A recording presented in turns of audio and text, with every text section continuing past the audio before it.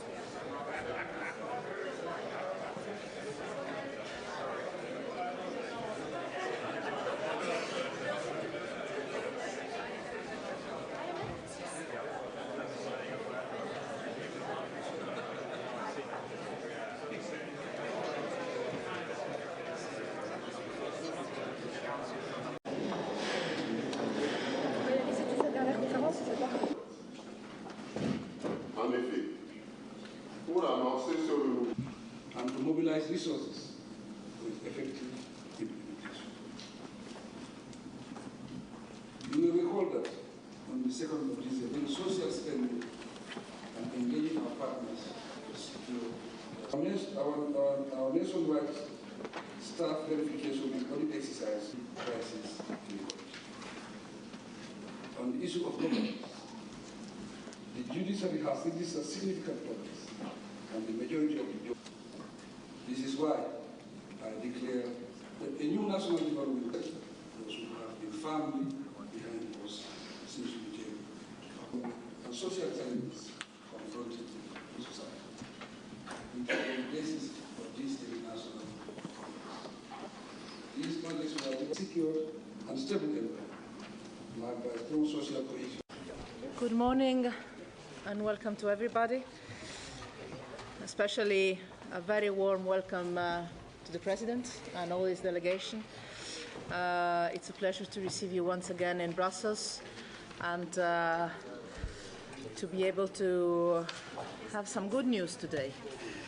In difficult times, I think you are allowing us to dedicate some time to positive trends and supporting a positive work. First of all, let me start by thanking everyone who is here with us today, notably our colleagues and friends from the Gambia and the President himself, but also our colleagues and friends from the African Union, from ECOWAS, from the United Nations, and all the ministers and all the delegations that are here from the European Union and from our partners. And I believe that today shows strong mobilization for the future of the Gambia. And this is maybe the first message we want to send today, that the world cares about the present and the future of the Gambia and its people. And most of all, actually, I think we all need to send very special thanks to all the people of the Gambia, because it's them giving us hope in very difficult times. They have never given up, even when the situation seemed desperate and when change seemed impossible. Against all odds, the people of the Gambia have brought change in their country, and they did it democratically, using the tools that they had to have a say. They did it peacefully, and this was the best reaction after all the violence that had been imposed on them. And they did it together with their African brothers and sisters, with the neighbors, with the West African community, with the African Union, and with the entire international community, and with the European Union. I will never forget, Mr. President, our first phone call. And that was on the day you were sworn in. You couldn't enter your country yet, and there was so much uncertainty about the future. In those hours, it was really about respecting the electoral result, creating the security space, and then the political space for you to play your institutional responsibility. But something huge had already happened, because your people had asked for change for the first time in the history of the Gambia. And since then, the Gambia has taken impressive steps forward. Last year, you released political prisoners and announced a moratorium on the death penalty. Exiles have returned home, civil society is now active, and journalists are free to do their job without fear. Today, we have with us the Minister of Finance. For 3 years, he was kept in jail as a political prisoner. He regained freedom, if I remember well, just before he was appointed minister. And other members of your government have endured similar treatment, from repression to arrests and jail. The Gambia is showing to the world that freedom and democracy are not just abstract concepts. They are about real people and real lives, and that change is possible. The law on the National Human Rights Committee has been passed. A Constitutional Reform Commission is being set up. New judges have been appointed, and the justice system is now operational. The Gambia has rejoined the Rome Statute of the International Criminal Court as yet another demonstration that you want to turn the page from violence and impunity. And I know, President Barrow, that you are determined to continue on this path and realize the promise of a new Gambia. A truly democratic Gambia needs strong and effective institutions. I'm proud of the work you have done and we have supported. We've done together somehow. We have agreed the first ever EU election observation mission to the Gambia to observe parliamentary elections last year in April. Others around this table have also worked with you to make the election credible, fair and transparent. And for the first time in over 20 years, the Parliament is now working in a democratic environment. And I'm glad that the European Parliament has welcomed members and staff of the National Assembly to support you in this crucial moment for your democracy. A truly democratic Gambia also needs professional, respectful security forces. This is one of the first issues we tackled together. The reform of your security sector is and must be owned by the Gambia, but we Europeans and the European Union as such, you know that well, we are here and we will continue to be here to give you all our support, both directly and through the ECOWAS mission in Gambia, which has played a key role to preserve the stability of the country. The new Gambia can and must be a place where every citizen can feel at home and enjoy the same rights. It has to be a reconciled Gambia after decades of suffering, and reconciliation always needs justice.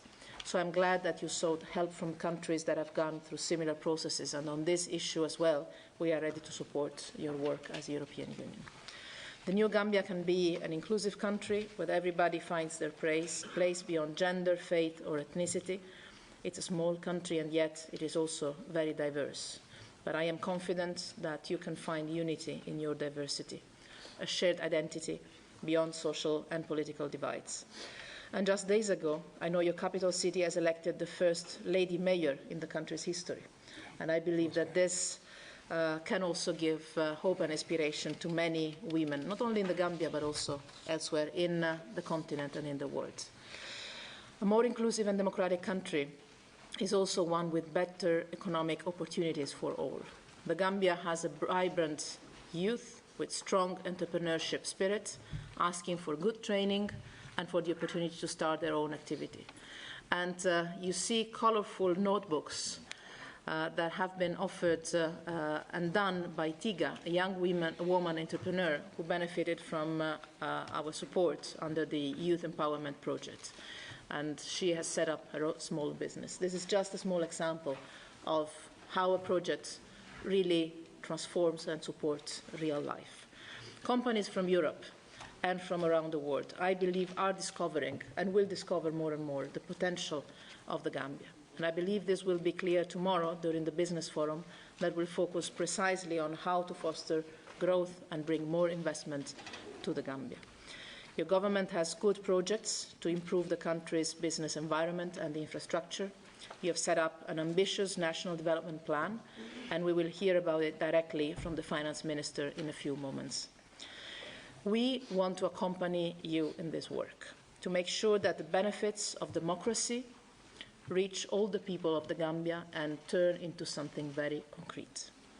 Today, as the European Union, we can announce, and we're proud to announce, an additional support of 140 million euros in grants for the Gambia to help you implement the National Development Plan. And I'm very much confident that other partners around this table will also do their part at this level so that we can make this high-level conference a success, but most of all, that we can make your future work in the Gambia a success. After the presidential election in 2016, your neighbors and the international community stood with the Gambian people.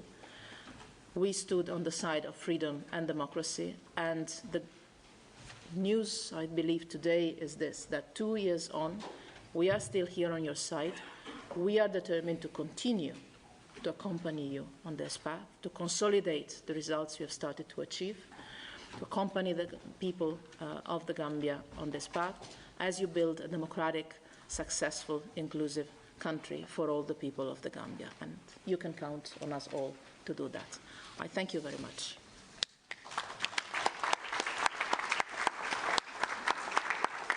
Thank you very much, Frederick. I think today is a very important day in the history of the new Gambia. Last year I was here in March. It was a different story completely. You are able to make a big difference. I think we have a story to tell. But without the support of everybody, it would have been very, very difficult. But we cannot thank you enough for all the support. Today is very important to us, but the most important thing today is the support that we have been given. The most important thing today Gambia is not east. The most important thing today is not the money that we are going to generate, but giving the opportunity itself. That is the most important thing. So thank you very much for all the support, all the efforts. You make it very clear we cannot do it alone without your support. But we promise you that we will not fail you. We contested election based on the principle of democracy. We want to make sure we maintain that democracy in the Gambia, to build a strong foundation for the future of that country. And one thing is interesting in Africa. 20 years, 30 years back, Africa was challenged. Africa was confronted. Wars, coup d'etats, rebellions. But today, Africa is moving towards one direction, that is democracy. I think that is significant and is important. That's why we are talking about African integration. It could have come earlier, but it cannot come better than this time. I think that is positive. Thank you very much for the support and the partnership. Your Excellency, the President of the European Commission, High Representative and Vice President of the Commission, Federica Mogherini, Honorable Ministers, Commissioner Mimica, Representative of the European Union Member States, African Development Bank representatives, IMF representatives, Islamic Development Bank representatives, World Bank representatives, UN representatives, members of the private sector and civil society organizations. All protocols observed. Distinguished guests, ladies and gentlemen, from the onset, let me express my gratitude to the President of the European Commission and the heads of states and government of the European Union member states for graciously hosting this conference. It is evident that they have dedicated time and effort to put together this critically important event. We have also noted with appreciation that a number of other partners assisted in organizing this conference. They include the African Development Bank, the World Bank, the United Nations, and other key development partners of the Gambia. All these efforts reflect the strong support for Gambia's development and its transition from an autocracy to a democracy. Furthermore, it demonstrates the country's movement away from isolation to acceptance as a member of the global family of nations. It is with profound delight and optimism, therefore, that I preside over this international conference on the Gambia.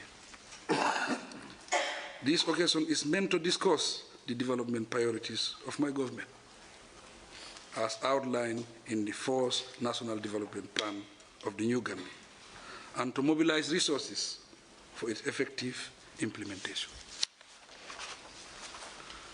You will recall that on the 2nd of December 2016, after 22 years of dictatorship, Gambians decided to take back their country with great courage, determination, and dignity. Prior to this, the abuse of power, disregard for our constitution and the rule of law, as well as disrespect for the fundamental human rights of the Gambian citizenry, were quite common. The historic decision that ushered in the new Gambia opened a new chapter in our history and offered us a renewed opportunity to build a modern, accountable state based on the foundation of democracy, good governance, respect for human rights, security, and prosperity for all. However, it also presents new challenges that need to be addressed urgently.